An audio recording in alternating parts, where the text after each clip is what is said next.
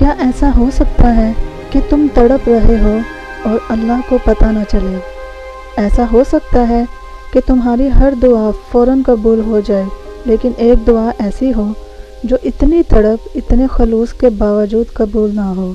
نہیں، ایسا نہیں ہو سکتا نا۔ اگر دیر ہو رہی ہے تو کوئی خیر ہی ہوگی، اگر نہیں سنی جا رہی تو آزمائش ہوگی، اور اللہ آزمائش بھی تو اپنے پیاروں کی لیتا ہے نا۔ تو کیوں مایوس ہو رہے ہو؟ بار بار دروازے پہ دستک دینے سے دروازہ کھول دیا جاتا ہے، اور یہ دروازہ بھی کھلے گا۔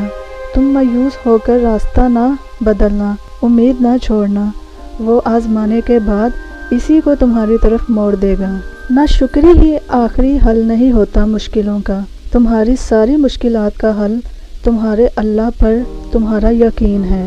جتنا اس یقین کو کامل کرو گے، تمہارا اللہ اتنی ہی تمہارے لیے آسانیاں کرے گا۔ اپنے اللہ پر یقین کامل سے اپنی مشکلات پر قابو پانا سیکھو۔ بے شک تمہارا رب شکر ادا کرنے والوں سے بہت زیادہ محبت کرتا ہے۔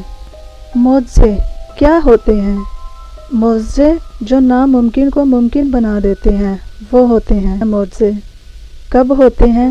جب ہر امید ختم ہونے کے باوجود بھی انسان اپنے رب کی قدرت پر یقین رکھتا ہے، تب ہوتے ہیں معجزے۔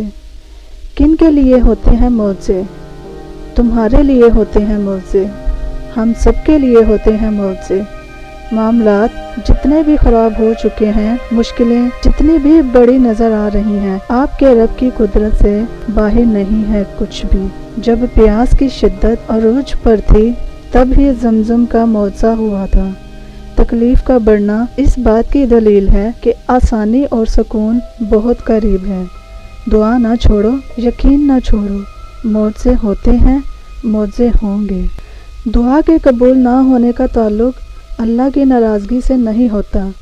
اگر دعا کے قبول نہ ہونے کا انحصار اللہ کی ناراضگی پہ ہوتا تو حضرت یعقوب علیہ السلام اپنے بیٹے سے کبھی بچھڑے ہی نہ ہوتے۔ دعا تو انہوں نے بھی مانگی ہوگی، اللہ ان سے ناراض تو نہیں تھا نا کہ ان کی دعا قبول نہ کرتا۔ وہ تو پیغمبر تھے نا، اللہ کے نیک بندے، تو پھر اللہ انہیں کیوں دکھ دیتا؟ وہ تمہاری روتی ہوئی آنکھوں کو یوں ٹھنڈا کر دے گا جیسے اس نے یعقوب کی آنکھوں کو ٹھنڈا کر دیا تھا۔ وہ تم تک ہر کھوئی ہوئی چیز بھی یوں واپس لے آئے گا جیسے وہ اندھے کنویں سے یوسف کو نکال کر یعقوب تک لے آیا تھا۔ کیا ہو سکتا ہے اور کیا نہیں، یہ سوچنا تمہارا کام نہیں۔